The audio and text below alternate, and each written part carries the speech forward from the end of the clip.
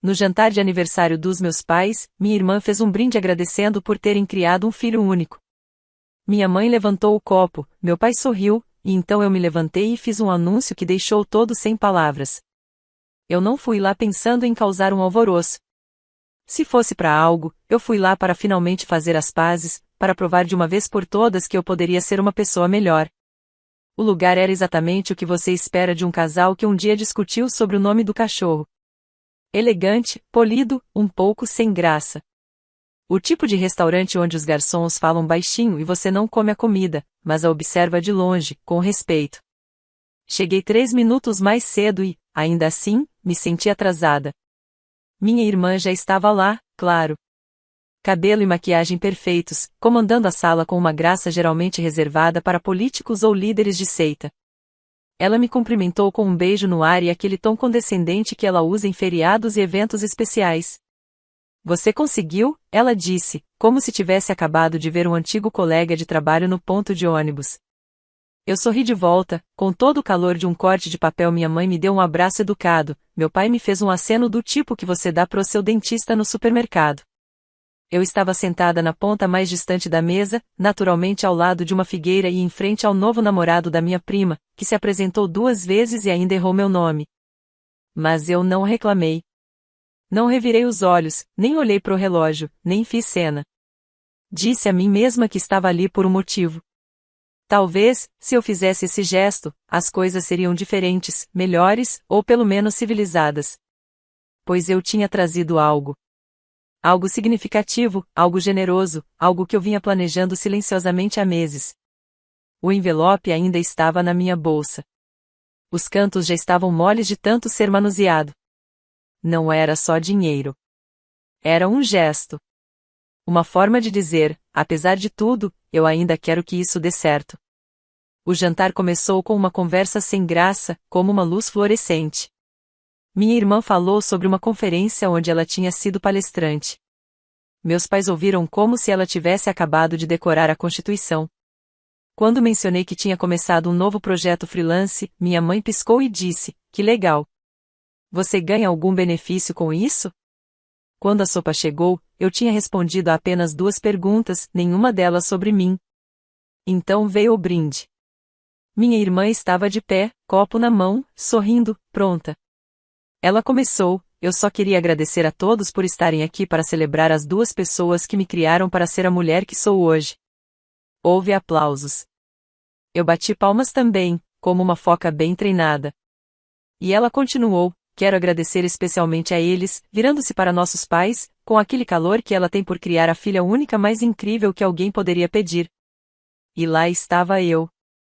Esperei um segundo, pensei que talvez alguém risse, talvez minha mãe parecesse horrorizada e dissesse, oh meu Deus, não se esqueça da sua irmã. Talvez meu pai tossisse sem jeito, qualquer coisa, mas não. Minha mãe levantou o copo, meu pai sorriu como se estivesse posando para um cartão de Natal, e nem sequer olhou para mim. Eu poderia ter explodido em chamas e a única reação seria alguém pedindo para o garçom encher a água. Foi quando o som ao meu redor ficou quieto. Não de forma dramática, não cinematográfica, mas um silêncio maçante, como se eu finalmente tivesse entendido uma piada que todo mundo ria há anos. Levantei-me antes de perceber que estava me movendo, coloquei a mão na bolsa, tirei o envelope e caminhei calmamente até o centro da sala, sem o tilintar de copos, sem preâmbulo. Só minha voz, firme e clara, eu tinha algo preparado para dar às pessoas que me criaram, eu disse, mas acho que houve um mal-entendido. Uma onda de confusão passou por ali, as cabeças se viraram, o rosto da minha irmã ficou sem expressão, os lábios da minha mãe se separaram ligeiramente, como se ela quisesse dizer algo, mas não conseguisse encontrar as palavras. Virei-me para a mesa no fundo, onde minha tia e meu tio estavam sentados, como parentes de segunda linha que foram convidados por pena. Eles pareciam atordoados, a mão da minha tia tremia no peito, meu tio parecia não saber se deveria se levantar ou se afundar no chão. Entreguei o envelope para eles diretamente, sem teatralidade, sem discursos, só disse isso é para você, e então voltei a me sentar. Por um longo momento, ninguém disse nada, nenhum garfo tilintou, nenhuma cadeira se moveu. Era o silêncio de uma bomba que ainda não tinha explodido completamente. Minha irmã piscou como se estivesse tentando reiniciar o cérebro dela.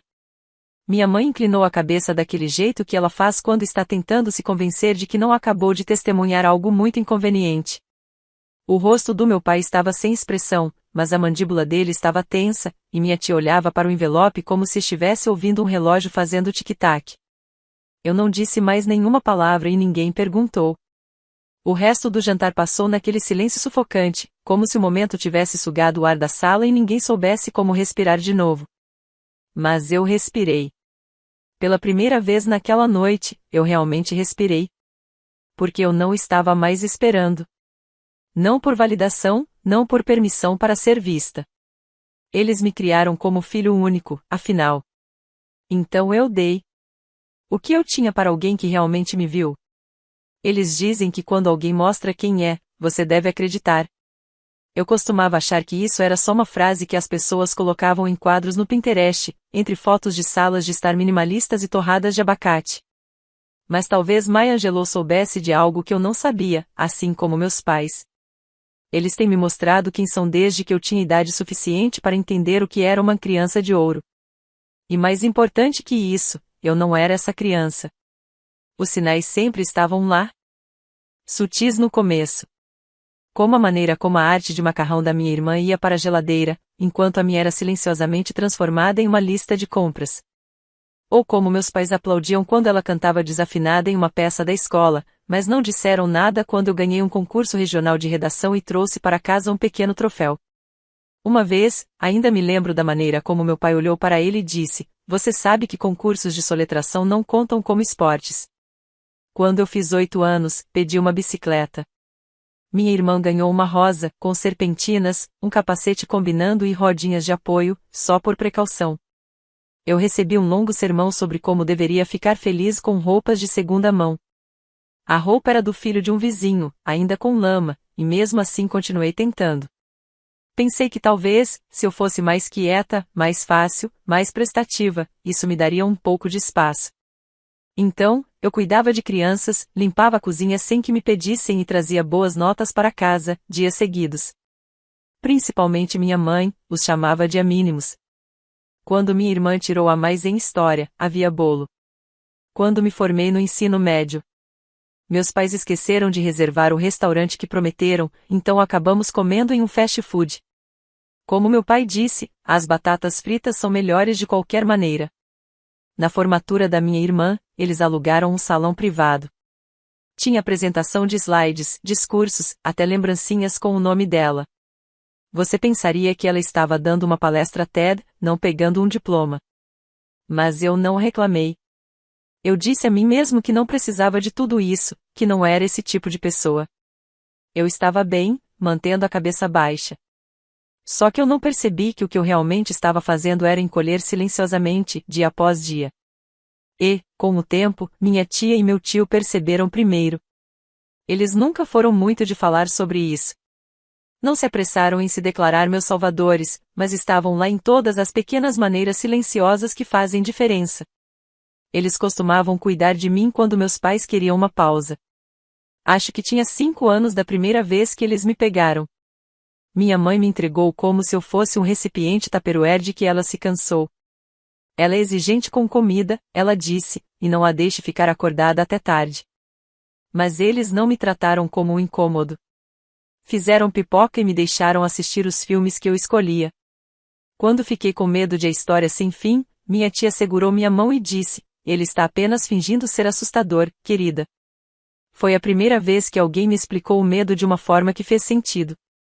Eu derramei suco de laranja no carpete branco deles uma vez e comecei a chorar. Em casa, eu teria sido repreendida por bem menos, mas minha tia simplesmente trouxe uma toalha e disse: "É só um carpete, você vale mais do que isso." Quando eu estava doente na faculdade e não podia pagar remédios para resfriado, meu tio dirigiu 2 horas até lá, só para me trazer sopa e pastilhas para tosse. Meu pai me mandou um emoji de polegar para cima, sem palavras, só o emoji. Minha mãe sugeriu que eu experimentasse chá de ervas. Quando consegui meu primeiro emprego e estava com medo de não conseguir, minha tia me mandou e-mails todos os dias durante uma semana, com pequenas coisas: "Você consegue.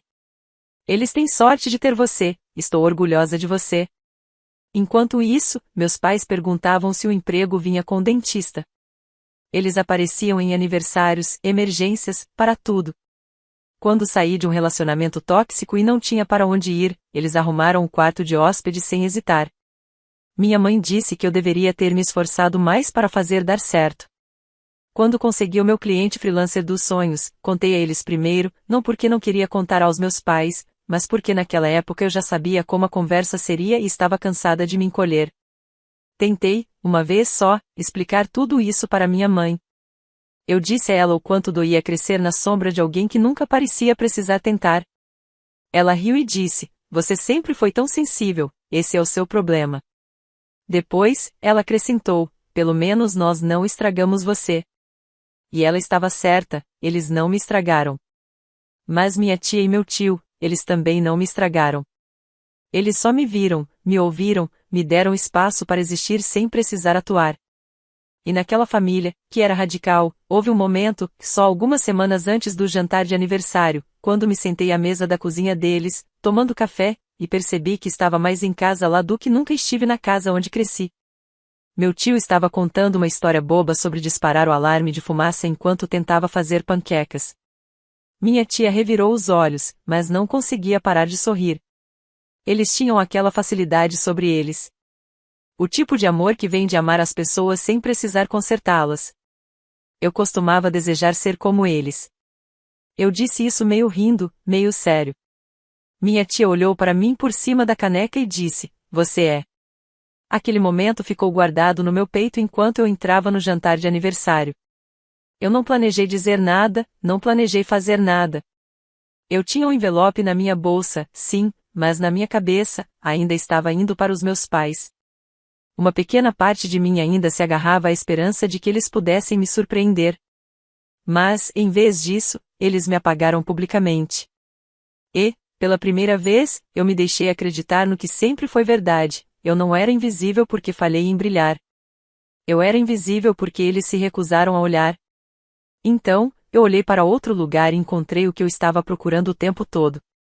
O envelope ainda estava fechado, eu sabia porque, na manhã seguinte, recebi uma mensagem da minha tia, um único ponto de interrogação. Sem palavras, sem emojis, só aquela pequena onda de confusão que, de alguma forma, dizia tudo. Esperei 1 hora antes de ligar. Eles atenderam no viva voz. Eu podia ouvir minha tia respirando antes de falar. Nós não o abrimos. Eu sorri, mesmo que ninguém pudesse me ver. Você pode.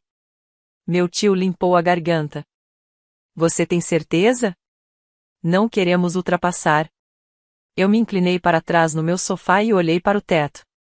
Você nunca teve. Eles abriram juntos. Eu ouvi o farfalhar do papel. Então, nada. Nem um suspiro, nenhuma palavra.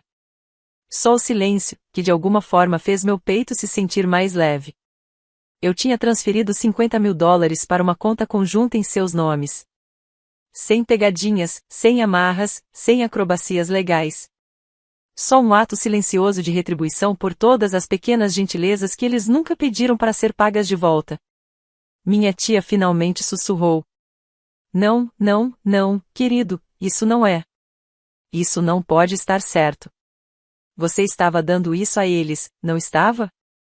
Eu fiquei em silêncio e então algo se abriu, não de forma alta, não como uma explosão, mas como um único painel de vidro quebrando depois de anos de pressão. A voz da minha tia tremia: "Nós não fizemos nada para ganhar isso, você não precisava." Eu disse: "Vocês apareceram, me amaram, me viram." Isso foi o suficiente. Meu tio falou em seguida, calmo e reverente: "Você não tem ideia do que isso significa." Eu respondi: "Eu sei, é por isso que eu fiz isso." Eu pensei que seria o fim, uma ruptura limpa, uma única declaração, pontuada pela paz. Mas é claro, não era assim que minha família funcionava. Porque, 5 horas depois, meu telefone tocou. A primeira ligação foi da minha mãe. Eu não atendi. A segunda veio com uma mensagem de voz. Coloquei no viva voz enquanto dobrava a roupa. Você mostrou seu ponto, isso é algum tipo de golpe, não foi engraçado, me ligue de volta. A terceira ligação foi da minha irmã. Essa, eu definitivamente não atendi. Então veio a mensagem da irmã. Era tão real quanto o dinheiro. Você realmente ia dar isso a eles? Tanto por quê? Eles nem te criaram. Você está sendo dramático. Você nos humilhou. Eu não respondi, principalmente porque estava muito ocupado rindo. O tipo de risada que você solta quando algo ridículo finalmente cede sob o peso de seu próprio absurdo. Naquela noite, meu pai se envolveu. Ele normalmente não manda mensagem. Ele considera frases completas uma propaganda esquerdista feminina e emojis, mas eu acho que a situação pedia uma quebra de protocolo. Pai, nós precisamos conversar cara a cara. Na fala do meu pai, isso se traduz aproximadamente para eu não sei como começar isso ainda, mas me dê um tempo. O que veio a seguir foi o que eu chamo de fase de reagrupamento. As fileiras fechadas dos meus pais inventaram uma história, tentaram conter a disseminação. Recebi mensagens de 2 primos, dos quais não tinha notícias há anos. Primo 1, ei, ouvi dizer que houve drama no jantar, você está bem? Primo 2, ó, o que você disse para a tia Lorna? A mãe está surtando com a Lorna, é claro. Veja, meus pais não ficaram apenas quietos, eles ativaram a rede familiar como se fosse uma campanha política. De repente, eu era instável, a filha emocional, a caçadora de atenção. Mas eu não mordi, não expliquei, não enviei minha própria versão dos eventos para o chat em grupo. Eu só os deixei distorcer tudo no próprio silêncio deles. Então veio a visita não anunciada. Era meio da tarde, 2 dias depois do jantar. Eu abri a porta e lá estavam eles, meus pais. Minha mãe, com sua blusa passada e brincos de pérola. Meu pai parado como se fosse me pedir para sair e olhar para a churrasqueira. Eu não disse nada, apenas me inclinei no batente da porta. Nós gostaríamos de entrar, minha mãe disse. Não. Eu pisquei. Meu pai olhou para a sala de estar, como se eu estivesse escondendo segredos de estado nas almofadas do sofá. Você não quer conversar sobre isso? Ele perguntou. Você não parecia interessada em conversar quando levantou seus copos para seu único filho. Minha mãe exalou bruscamente, era uma piada, ninguém riu. Não foi isso que você quis dizer, não foi? Eu cruzei os braços. Você teve a noite toda, você não disse uma palavra. Ele se endireitou. Você nos pegou de surpresa. Isso é rico, vindo das pessoas que me cortaram, eu disse com um sorriso. Papai falou novamente. $50.000, isso não é uma piada, você ia nos dar isso? Eu estava. Eu disse, e você deu a eles, em vez disso. Eu não respondi, porque nós dois sabíamos que o dinheiro. Minha mãe, com a voz apertada, disse, isso poderia ter nos ajudado a nos aposentar mais cedo, pagar o carro, as contas médicas do seu pai. Eu sei, eu disse, é por isso que eu economizei. Ele olhou para mim, sem piscar. Então, o que mudou? Eu sorri, não gentilmente. Você brindou ao seu único filho. Ela desviou o olhar. Meu pai cerrou a mandíbula. Então isso é vingança? Não, eu disse, isso é reconhecimento. Eu agradeci às pessoas que me ajudaram. Você está jogando fora sua família. Eu finalmente estou escolhendo uma, eu disse. Eles foram embora depois disso, não com uma batida, mas com um clique silencioso na porta, que pareceu mais pesado do que deveria. Eu pensei que poderia parar por aí, mas então minha irmã entrou na ofensiva. Ela postou algo vago e emocionalmente manipulador online, uma foto do casamento dos meus pais, com a legenda: algumas pessoas só aparecem quando querem aplausos. A família de verdade aparece silenciosamente. Eu não respondi, não precisava. No dia seguinte, recebi uma ligação da minha tia. Temos recebido mensagens, ela disse, parecendo envergonhada pela sua mãe e sua irmã. Eu imagino. Eles estão tentando nos culpar, dizendo que nós manipulamos você. Você não fez, eu disse. Eu sei, eu só odeio isso. Nós não queríamos estar no meio. Você não está, eu disse. Você está onde sempre esteve, ao meu lado. Ela não disse nada por um momento, então? Não vamos sacar o dinheiro. Você é. Nós não precisamos disso. Eu sei que não, mas você pode aceitar, eu disse. Porque eu preciso que você faça isso. Eu não posso voltar no tempo. Tentar fazer as coisas de forma justa, mas eu posso fazer isso, posso dizer obrigado de forma correta. Ele fungou. Vai me fazer chorar? Bom, eu estava começando a sentir como se fosse o único naquela noite. Eu sentei na minha varanda com uma taça de vinho e olhei para as estrelas. Eu não me senti triunfante, não me senti presunçoso. Senti como se algo em mim tivesse sido colocado de volta no lugar. As consequências não acabaram, mas eu não estava com medo disso. Porque, quando a poeira baixasse, eles ainda estariam lá. Minha tia e tio, as pessoas que nunca pediram provas, que nunca precisaram de uma performance, que sabiam quem eu era, mesmo quando eu ainda estava tentando descobrir. E agora eles sabiam o que significavam para mim. Finalmente, eu pensei que o silêncio seria o fim disso. Sabe aquele momento depois de uma tempestade, quando tudo está assustadoramente parado e você se convence de que acabou? Era eu, sentado no silêncio, pensando, talvez, só talvez, eles tivessem deixado para lá. Talvez meus pais assumissem a perda e se refugiassem em sua própria bolha fria. Mas não é assim que pessoas como eles operam. O silêncio nunca foi paz. Foi uma armação. Começou com um telefonema do meu primo Theo. De todas as pessoas, ele. Não nos falávamos há anos. Ele era o tipo de parente que não se importava em lembrar aniversários, a não ser que aparecesse nas suas notificações do Facebook. Então, quando vi o nome dele aparecer, eu não atendi. Ele deixou uma mensagem de voz. Ei, só queria te avisar, sua mãe anda falando algumas coisas sobre você, sobre o dinheiro. Talvez você queira checar suas redes sociais. Eu não uso mais o Facebook, mas entrei e vi uma postagem longa e sinuosa na página da minha mãe, com vaguidade suficiente para dar a ela negação, mas todas as citações espirituais de marca registrada, escrituras passivo-agressivas e humildade armada o suficiente para fazer parecer que ela era a única sangrando. Ele nunca disse meu nome, mas não precisava. Parte o coração de um pai quando seu filho é desviado por pessoas que fingem amá-lo. Família não é sobre dinheiro, é sobre lealdade. Nós fizemos o nosso melhor, e agora estamos sendo punidos por isso. Às vezes, o mal usa um sorriso por baixo disso. Os comentários se acumularam, amigos da igreja, velhos vizinhos, conhecidos de longa data com pouca informação, orando pela nossa família, dizendo você não merece isso.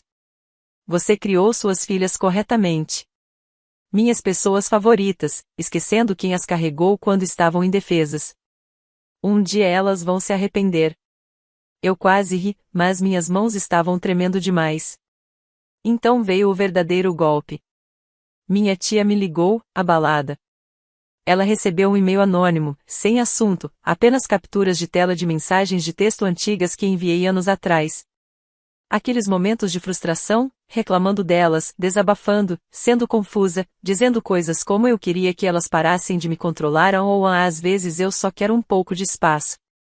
Coisas que eu nunca quis dizer de verdade, como se fosse uma traição, só o barulho de quem é humano e cansado.